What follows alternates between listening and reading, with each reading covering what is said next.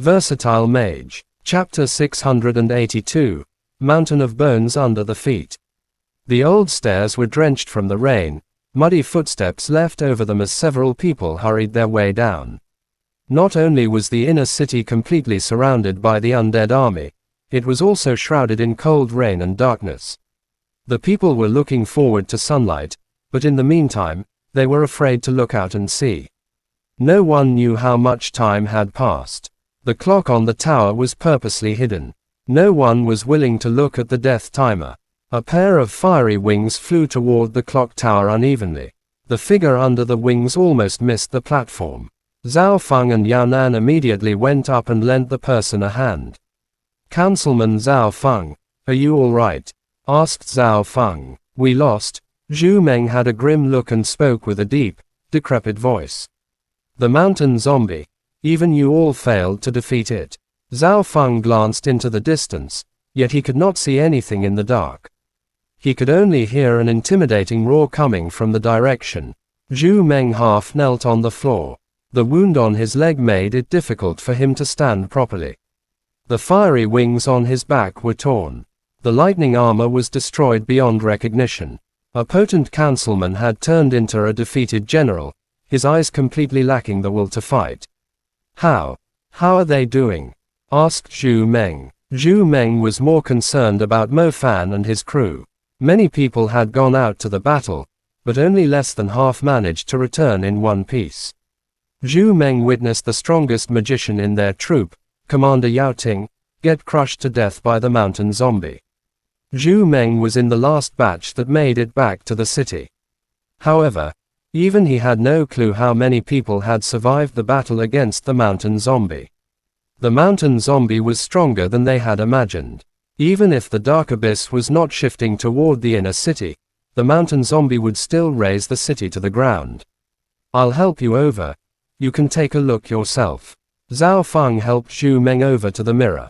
Zhu Meng was slightly confused.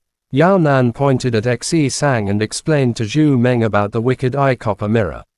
"Humph, you guys are ridiculous, placing all your hope on a bunch of kids."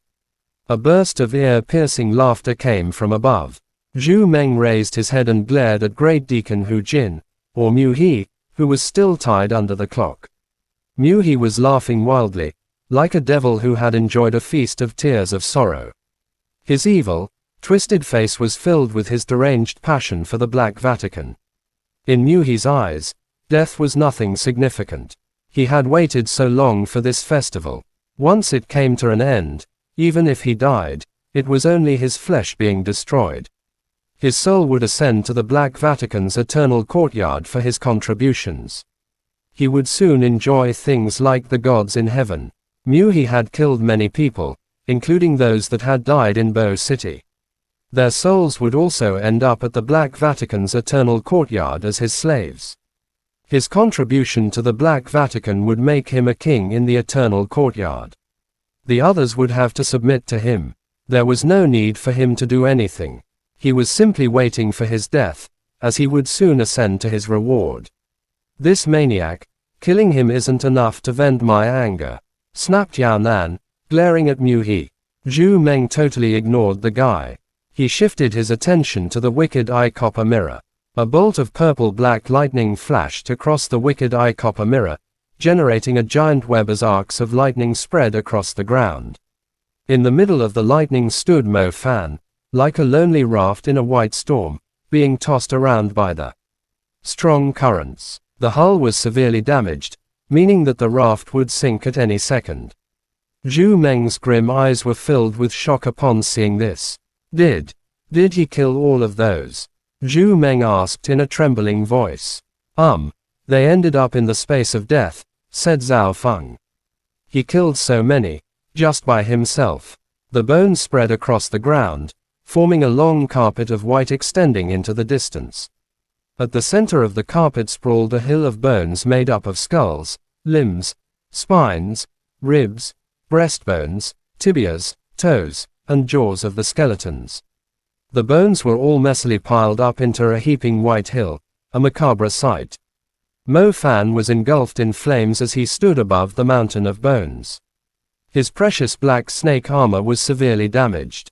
A fresh line of blood flowed down from the side of his head, across his face, and dripped to the ground. He was like an arrow at the end of its flight. Even a soft breeze could easily blow him down from the mountain of bones. Any other magician would have closed their eyes and lunged into the pile of bones, seeking an eternal slumber. But Mo Fan was still standing. His eyes, although overwhelmed by fatigue, were forcing themselves to focus. Zhu Meng, it's good to see you back here. Several footsteps came from behind them. The other authorities who had gone to make preparations for the escape plan regrouped at the tower, including Han Ji and the mysterious man. Ling Shi, Chu Jia, Lu Zhu, Fei Zhao, and the others had recovered slightly. They were the main firepower for the escape plan. They would bring a small group of people and escape from the city. The mysterious man realized Zhu Meng's feelings when he saw him standing in front of the wicked eye copper mirror with a blank face. He walked up to Zhu Meng and patted his shoulder before sighing, "They have done a lot for us, and the city.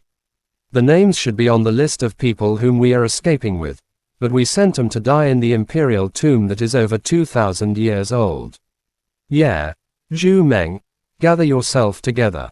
It's important to look forward." Fei Zhao walked up to comfort Zhu Meng, too. Being trapped by an army of skeletons, sigh.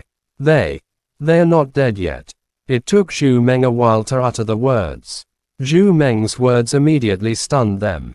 Not dead yet. That's impossible. It had been a long time since they left.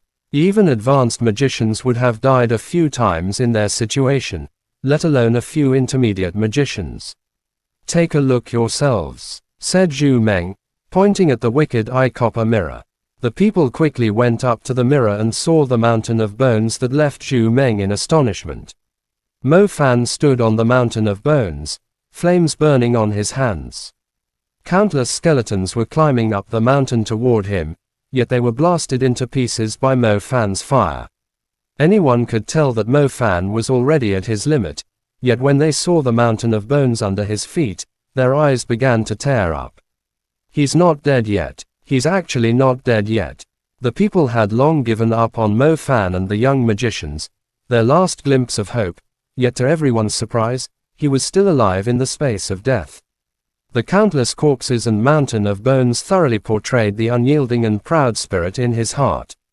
Chapter end. Please guys like, comment, share, and subscribe.